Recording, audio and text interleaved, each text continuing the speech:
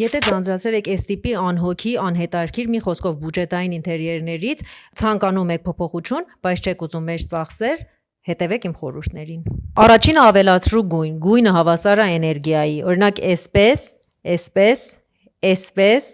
կամ էսպես։ Տարածքը լուսավորելը այն միայն տեսնելու համար չի։ Լուսավորումը ստեղծում է տաքուկ, հարմարավետ եւ երբեմն էլ կախարդական մթնոլորտ։ Մի վախեցեք լուսավորումը գործածեք ոչ ստանդարտ վայրերում, եւ եթե ձեր ջահը էստետ չէ, կարող եք փոխել իրեն թյուլիփում ներառված կտորից ծածկերով, որը շատ հեշտությամբ ամրացվում է եւ մշտական էլեկտրամոնտաժման կարիք էլ չի լինում։ Գործածիր փիլնստիկ սալիկներ, դրանք շատ հեշտությամբ պոկվում են, ստիքերի նման են, փակցվում են սալիկի վրա եւ չեն վնասում սալիկին ու ապամոնտաժման կարիք էլ չկա։ Հետագայում էլ հեշտությամբ պոկվում են առանց վնասելու։ Նաեւ նույն տեխնոլոգիայով գոյություն ունի պաստառներ։ Լինքերը իմանալու համար կարող եք գրել ին։ Գործածիր հետարքիր գորգեր, դրանք օգնում են, որ քողարկես տկեղ հատակները եւ նաեւ տաքուկ մթնոլորտ են ստեղծում, ինչպես